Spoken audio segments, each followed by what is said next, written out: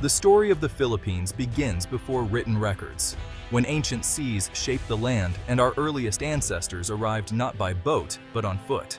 They crossed land bridges from mainland Asia, following animal herds, leaving behind traces like the Kalao Man, evidence of human presence over 67,000 years ago. These first Filipinos were hunter-gatherers, crafting stone tools and living in harmony with nature. Later, Austronesian seafarers arrived around 4000 BC, bringing rice farming, domesticated animals, and the concept of the barangay, villages led by a datu. These coastal communities thrived on cooperation, with kinship at their core and the barangay boat as their symbol. Life was communal, with people working together to plant, build, and defend their homes. Over time, these barangays developed unique cultures: pottery, textiles, metalwork, and a spiritual world rich with anitos and ancestor reverence. Rituals for harvests and protection reflected their deep connection to nature and the unseen. Long before foreign powers arrived, these early societies laid the foundations of Filipino culture, turning wild islands into a human landscape. The barangay system and communal spirit would shape the archipelago for centuries. The story of the Filipino people began with migration, adaptation, and the forging of community. Over centuries, barangays evolved into more complex societies, fueled by waves of migration and new technologies. The mastery of iron around 500 BC led to better tools, surplus food, and larger populations. Trade networks flourished, connecting the islands to Asia and bringing in jade, gold, and foreign ideas. Early Filipinos crafted exquisite jewelry and traded jade ornaments across the region. Indian influence arrived through trade, introducing Hindu-Buddhist concepts, Sanskrit words, and new epics. Local societies adapted these ideas, blending them with their own traditions. Datus formed alliances, creating loose confederations rather than empires. Warrior societies like the Pintados of the Visayas rose to prominence, their tattoos symbols of valor. These dynamic chiefdoms set the stage for even more complex societies to come. Our understanding of pre-colonial Philippines changed in 1989 with the discovery of the Laguna copperplate inscription. Dated to 900 AD, this document is the earliest written record in the country.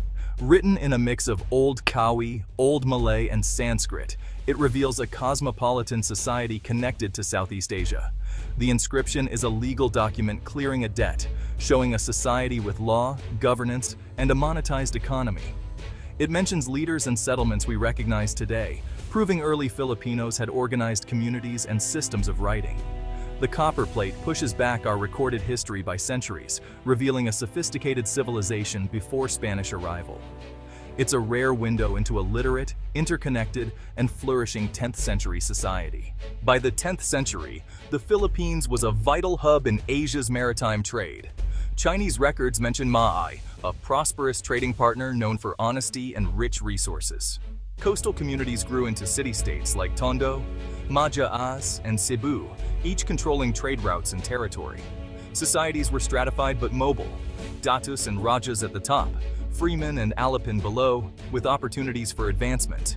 These kingdoms excelled in boat building, metallurgy, and oral traditions, producing epic poetry and advanced weaponry. Trade brought porcelain, silk, and iron, while local products like beeswax and pearls flowed out. These states were centers of culture and innovation, outward-looking and dynamic. Their economies and cultures flourished, reaching a peak before European contact. The archipelago was a mosaic of powerful, independent polities.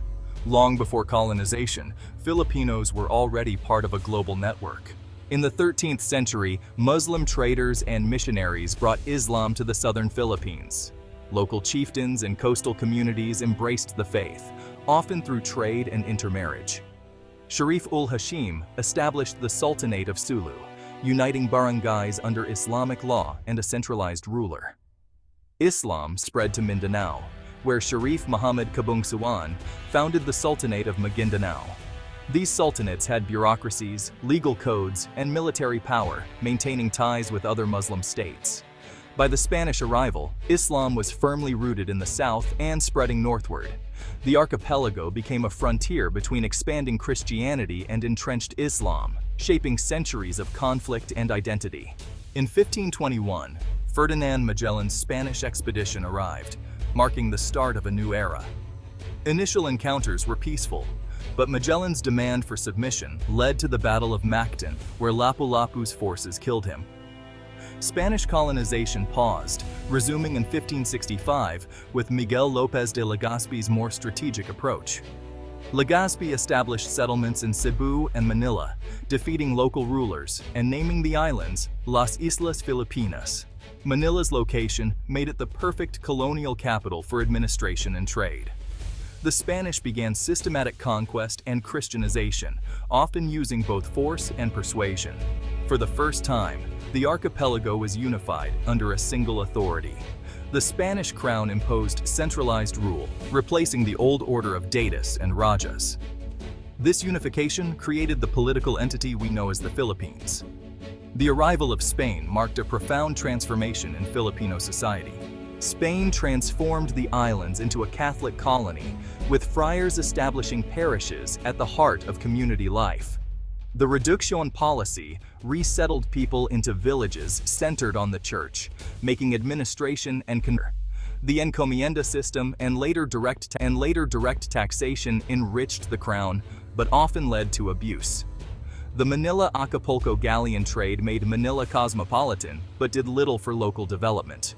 Filipinos resisted Spanish rule through over 100 revolts, though these were often local and fragmented. Despite oppression, Spanish rule left a deep legacy: Christianity, Western law, architecture, and a shared identity. The Spanish language enriched local dialects, and Catholicism became a unifying force.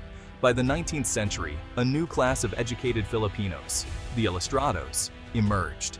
They began to see themselves as a nation, not just as members of separate ethnic groups. The seeds of nationalism were sown, setting the stage for revolution. 3 centuries of Spanish rule forged a new Filipino identity. The late 1800s saw the rise of Filipino nationalism, inspired by the ilustrados and figures like José Rizal. The Philippine Revolution erupted in 1896, but the Spanish-American War shifted the struggle. The U.S. defeated Spain, bought the Philippines, and denied independence, sparking the Philippine-American War. Despite fierce resistance, American rule prevailed, introducing public education, English, and infrastructure.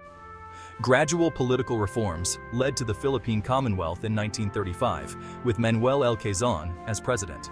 World War II interrupted independence. Japan invaded, leading to brutal occupation and widespread resistance. The Battle of Manila in 1945 devastated the city and claimed over 100,000 lives. The war left deep scars, but renewed the promise of freedom. The Filipino spirit endured through colonization, war, and hardship. The path to independence was long and costly. The nation emerged from war determined to rebuild and govern itself. On July 4, 1946, the Philippines became an independent republic, but rebuilding was daunting. Early leaders focused on recovery, agrarian reform, and quelling communist insurgency. Democracy was tested by corruption, unrest, and the rise of Ferdinand Marcos, who declared martial law in 1972. 14 years of authoritarian rule brought human rights abuses and economic decline. The assassination of Ninoy Aquino in 1983 sparked mass protests, culminating in the 1986 People Power Revolution. Millions gathered at EDSA, peacefully ousting Marcos and restoring democracy under Corazon Aquino. Since then, the Philippines has faced political instability, economic challenges, and persistent poverty. Yet, it has also seen growth, vibrant civil society, and a resilient democracy. From ancient migrations to modern nationhood, the Filipino story is one of struggle, adaptation, and hope. The quest for a just and prosperous nation continues, shaped by a rich and complex history.